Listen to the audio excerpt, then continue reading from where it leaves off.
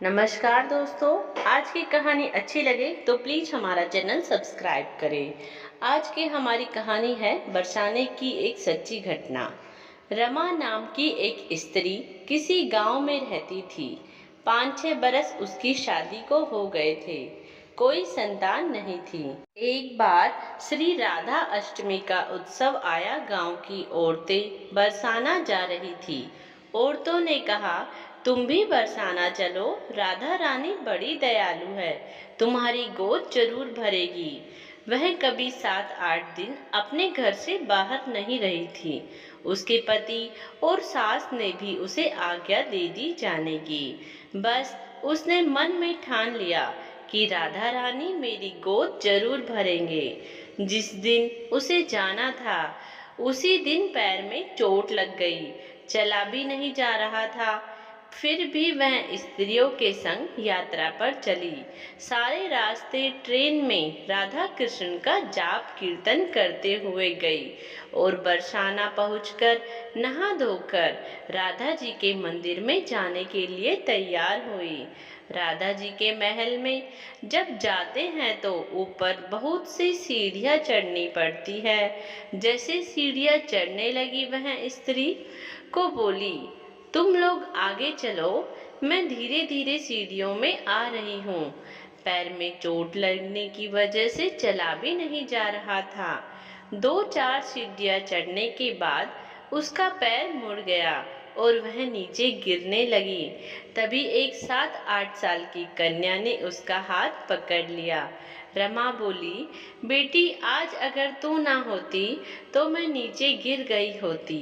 वह कन्या बोली, मैया ऐसे कैसे गिर जाने देती मैं तुम्हें। रमा ने पूछा, बेटी तुम्हारा नाम क्या है। वह बोली, लाडो नाम है मेरा, यहीं पास में रहती हूँ। वे दोनों सीढ़ियों पर बैठ गए। लाडो कहने लगी, मैया मेरे लिए क्या लाई हो। कोई जान ना पहचान और लाडो ऐसे बात कर रही है। रमा ने सोचा। फिर रमा ने कहा, लाडो मैं कल तुम्हारे लिए लेकर आऊंगी, तुम्हें क्या पसंद है। लाडो बोलती है, मुझे नथनी, गले का हार, कान के कुंडल, चूड़ियाँ, मेहंदी, घाघरा चोली, यह सब चीजें पसंद है, कुछ भी ले आना। इतना कहकर वह बालक बालिका भाग गई। जैसे तैसे रामा भी मंदिर में दर्शन करने लौट गई। आकर सोचने लगी उस बालिका के बारे में और बाजार से उसने गले का हार और चूड़ियाँ उसके लिए लाई। अगले दिन वहीं जहाँ मिले थे वह लाडो उसका इंतजार करती हुई मिली। चूड़ियाँ और गले का हार जैसे उसे दिया वह बोली, बस इतनी सी, और चीजें नहीं लाई। और वह मुंह फुलाकर बैठ गई। तब रमा बोली, अभी मैं 8 दिन यहीं पर हूँ, रोज तुम्हारे लिए कुछ ना कुछ लाया करूँगी। यह सुनकर लाडो उसकी गोदी में बैठ गई और गले से लग गई। रमा तो रोने लगी, उसे जैसे एक संतान मिल गई। खूब प्यार से उसके सिर पर हाथ फेरा। ऐसे ही वह फिर चली गई। रमा ने मंदिर से आकर घाघरा और चोली उसके लिए बनवाए। ऐसे ही रोज कुछ ना कुछ वह उसे देती। और एक दिन रमा कहती है, अब यह सारी चीजें मुझे डालकर भी तो दिखा, कैसी लगती है तेरी लाडो। बोली, कल राधा अष्टमी है, कल पहनूंगी। इस बार लाडो के साथ एक लड़का भी था। उसे देखकर रमा ने कहा, आज पता नहीं मेरे मन में क्या आया, मैंने एक धोती और मुकुट मोर वाला लिया है, क्या मैं इसे दे दूं। लाडो बोली, यह कनवा है, मेरे साथ ही रहता है, हाँ तुम इसे दे दो।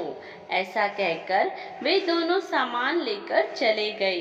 अगले दिन राधा अष्टमी थी। जब रमा सीढ़ियों पर आई वहां उसे आज कोई ना मिला। बहुत इंतजार के बाद जब वह मंदिर में पहुंची तो वहां बहुत भीड़ थी। कीर्तन और नृत्य हो रहा था। किसी तरह वह भीड़ को चीरती हुई वह आगे पहुंची और वहां देखकर राधा जी को देखा और ठाकुर जी को देखा तो वही समान जो वह सब लाई थी उन्होंने धारण किया हुआ था।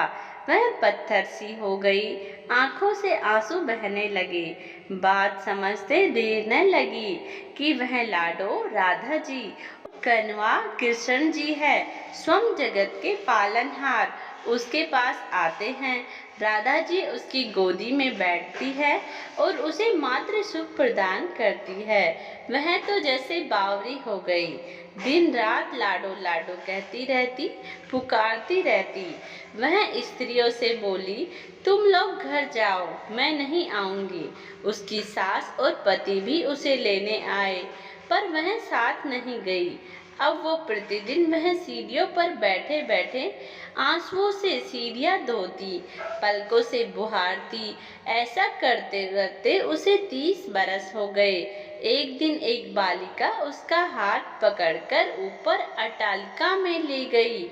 वहां जाकर बोलती है, लो आ गई तेरी लाडो। ऐसा कहकर बाहें फैलाकर रमा को बुलाने लगी और अपने गले लगा लिया। उस दिन रमा ऐसे गले लगी, किसी पार्थिव शरीर को छोड़कर सदा के लिए अपनी लाडो के पास चली गई। इस घटना से हम सबको यह सीख मिलती है कि जो भी आशा रखे, चाहे वह सकाम हो या निष्काम, केवल भगवान से ही रखे, एक न एक दिन अवश्य मिलते हैं। आशा एक राम जी से, दूजी आशा छोड़ दे। नाता एक राम जी से, दूजा नाता तोड़ दे। बोलिए भक्त और भगवान की जय। बरसाने वाले सरकार की जय हो।